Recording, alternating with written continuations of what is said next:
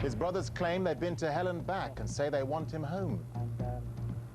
A new menace faces Israel. The first woman suicide bomber attacks Jerusalem. And tempers flare at Highbury as Arsenal dump Liverpool out of the FA Cup.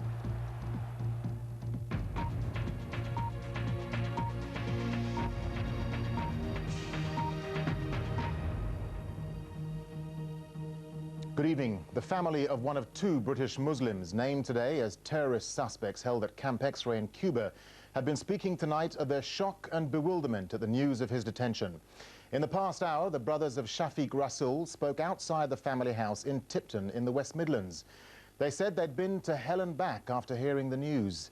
They insisted their brother was not an al-Qaeda terrorist and that he'd condemned the September the 11th attacks on America. Earlier, the Foreign Office said another Briton, Asif Iqbal, again from Tipton, was also being held at Camp X-Ray.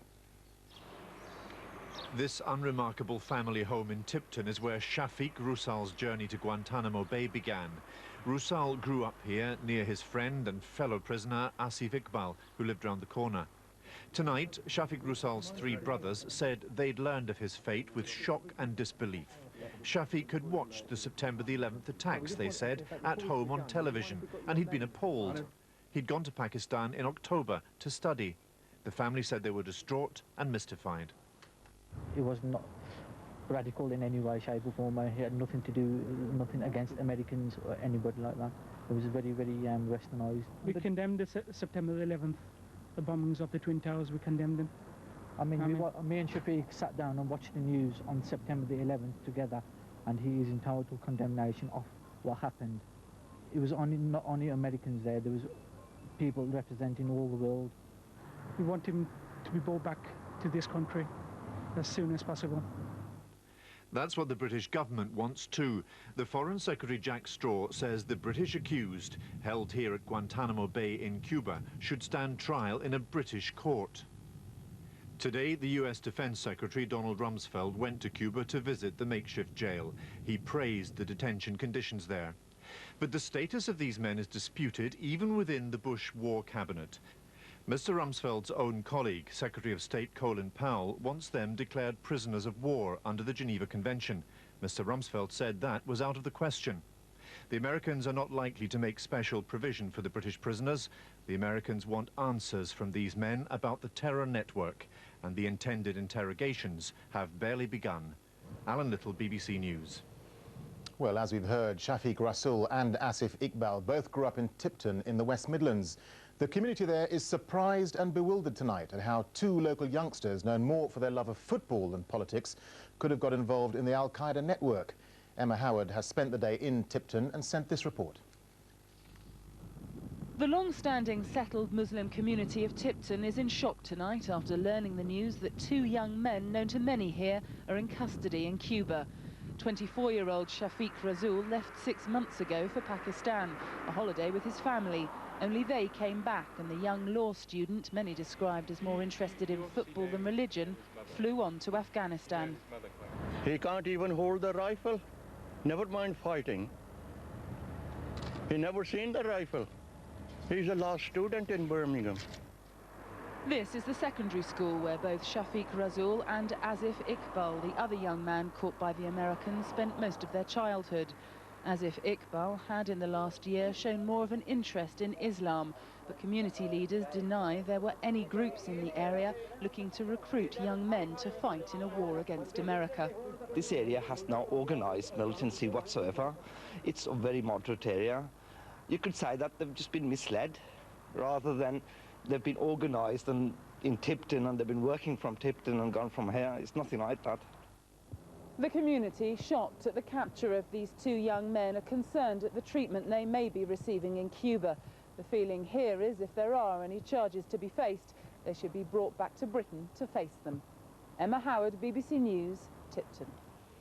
French police have arrested a group of Romanians suspected of helping illegal immigrants to enter Britain through the Channel Tunnel. They're believed to have tampered with signals so that the train stopped, allowing people to scramble on board. It's not known how many people have entered Britain this way, but the French rail authorities say it's been happening for several months. Well, Well, let's talk to our Paris correspondent now, John Sopel, who's outside the Sangatte refugee camp near the tunnel entrance. John, this is an extraordinary discovery. How did they do it? Yeah, what has happened here is that they've, in the past we've used to this tales of desperation of people trying to secrete themselves on board a train, even jumping on board a train. Never before has there been the sophistication of an operation where the smugglers have been able to stop a train by having a key to the signal box, unlocking the lock, and then being able to rewire the signal box so that they can change a green light to red. And it happened so frequently that the train drivers became suspicious about why in the middle of the night their freight trains were being stopped. They alerted their bosses, the bosses alerted the police mounted a week-long surveillance operation along a 40-kilometre track, and they caught people on Friday night stopping a train trying to smuggle illegal immigrants so that they could get to Britain. And John, are the authorities there giving any details as to how they plan to stop this in the future? Well, no, it presents a real security headache for them because for the past few months, the concentration has been around the tunnel entrance and the ferry port. Now we have seen the smugglers moving out, trying to find new weaknesses. There is a 40 kilometres of track, 25 miles where they can operate, and they have been operating for months, stopping different signals along the line, and now the police and the authorities are going to have to review their security arrangements and clamp down even further. OK, John, thank you. A Palestinian woman is believed to have carried out a suicide bombing in Israel, which killed one other person and injured more than 50. She's the first female suicide bomber in 50 years of conflict. The blast in Jerusalem's main shopping street, Jaffa Road, this morning was the third attack on a city centre this week. In downtown Jerusalem, devastation once again. The wounded helped away after another deadly attack, this tiny baby lucky to survive. For some, the shock was too much. Another horrendous suicide bombing, one more in a series, but today was different. This time, the death and destruction were caused by a woman. A bystander noticed the woman as she made her way to this spot. He said she looked strange, like she didn't belong. Israeli police sources say in recent days they had received information that a female suicide bomber might be on her way, a grim new milestone in this conflict. So for Israel, new victims and a new kind of enemy. No firm information yet on the bomber, but one report claims she was a young student from the West Bank. Just hours before, Palestinian women marching to Yasser Arafat's besieged headquarters, showing solidarity. That's as far as women here usually go. But Palestinians say it's a sign of the times, of their desperation and despair, that the first woman has blown herself up. Orla Guerin, BBC News, Jerusalem. The rail company South West Trains says it will use managers to replace staff who take part in strike action. Local stations across the network have already been closed ahead of the strike, which begins at midnight. It's the third action in as many weeks, but today the company upped the ante, warning it would train enough non-union staff to make a strike irrelevant. Well, our business editor, Jeff Randall, is at London's Waterloo Station. So, Jeff, what's the latest now? Is there any hope of a last-minute settlement? Good evening, Darren. Well, I'm afraid it doesn't look good for commuters. Just before we came on air, I spoke to both sides, that's the unions and the management, and I'm afraid to say they are as entrenched as ever, completely apart. Now, if you look behind me here, you can see a fairly empty Waterloo Station as it closes for business tonight, and I suspect tomorrow morning during rush hour it will look pretty much the same way. That said, I have here in my hand a temporary timetable put out by South West Trains to cover tomorrow's strike day and on Tuesday. And what they're saying is they hope to get between 1/4 and 1/3 of their trains out. Now, I don't know whether they can pull that off or not, but even if they do, it looks like being another day of rail misery for commuters in the southwest region. So, Jeff, it seems that the rail company is preparing to take a hard line then with the union. You're definitely right, Darren. The company is really playing hardball on this. It's up the stakes. What it's saying to the union is quite simply this: our trains are going to run tomorrow. The only question is whether your members will be on board. And that's absolutely typical of Brian Souter, the chairman of the company that owns South West. He's known as a tough operator, a hard-nosed operator. He doesn't take no for an answer. And tomorrow, he won't relish the strike, but he won't shirk it either. Jeff, thank you for that. The new high-tech air traffic control centre at Swanwick in Hampshire finally went live early today after a delay of nearly 6 years. The complex changeover appears to have gone smoothly. The centre, which costs £623 million, is expected to handle 2 million flights this year.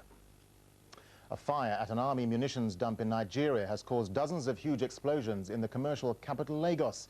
The explosion shook buildings and shattered windows in the centre of the city. It's believed that the fire started in a street market, then spread to the munitions dump. A special ceremony has taken place in Manchester to commemorate National Holocaust Day. Political leaders joined survivors to remember the millions of people who died in Nazi death camps. Kevin Bouquet reports. The Home Secretary was among 1,000 invited guests who came to Manchester to commemorate National Holocaust Day. Manchester's Jewish community includes a small number of Holocaust survivors.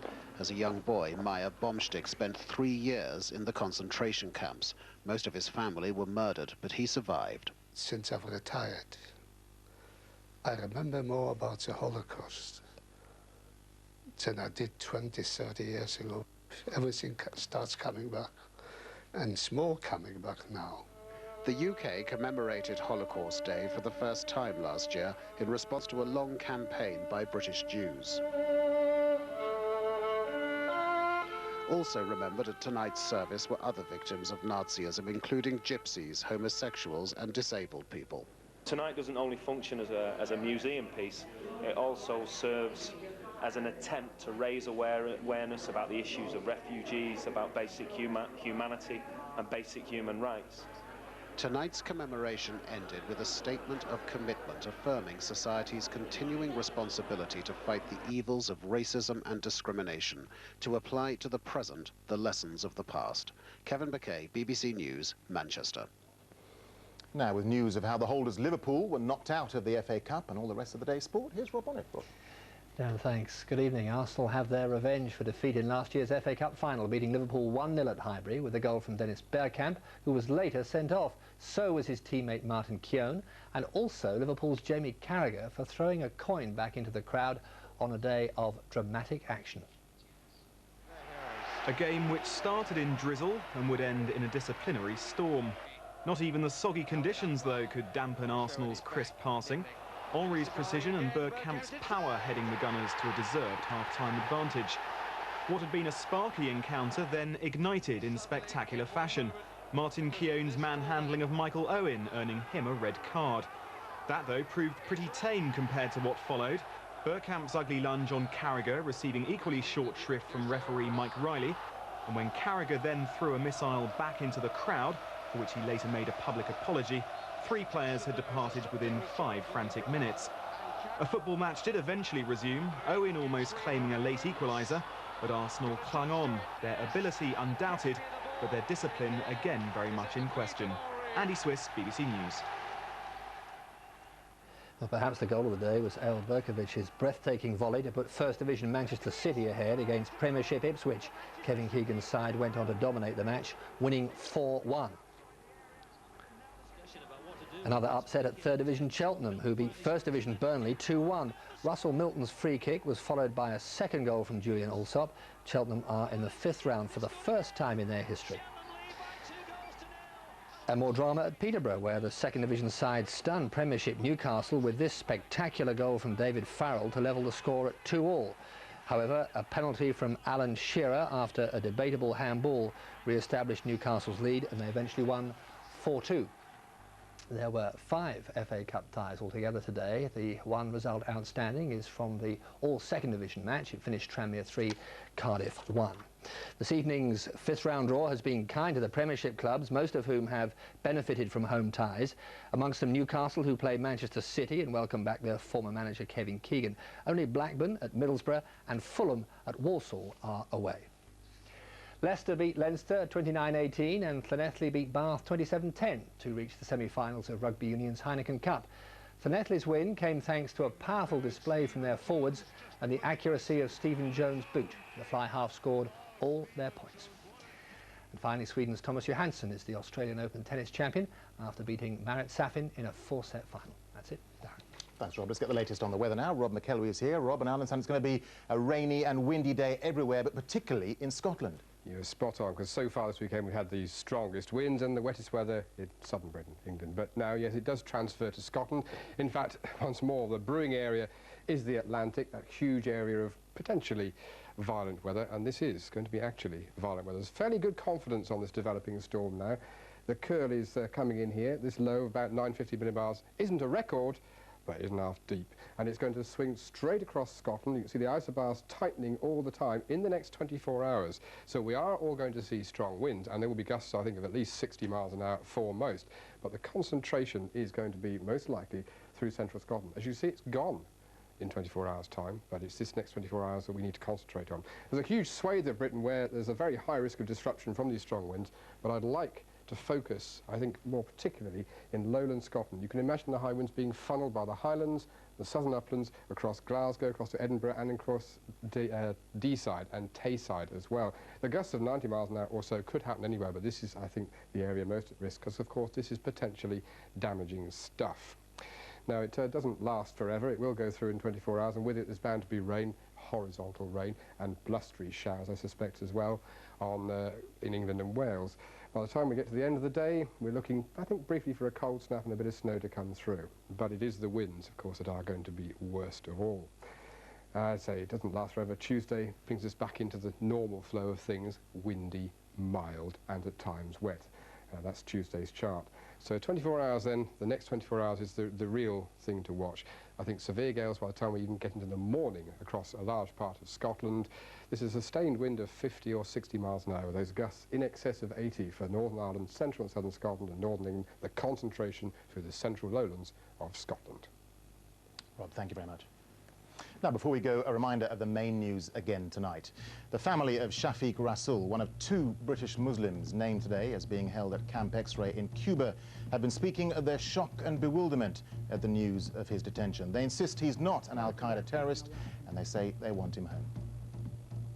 Well, that's it from us. Don't forget there are regular news bulletins throughout the night on BBC News 24. But from Rob and from me, good night.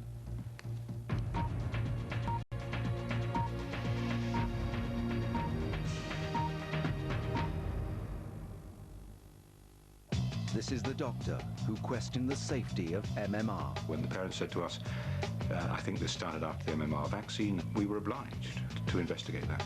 The government is convinced he's wrong. The vaccine is safe. There are no grounds for suspecting that MMR vaccine causes autism. The facts and fears surrounding MMR. We're talking about kids' lives here. Panorama, exposing the truth. Next Sunday at 10:15 on BBC One. Slightly later than planned now on BBC One, this is what happens when you don't play their game. Some strong language as Sylvester Stallone and Robert De Niro star in the movie premiere.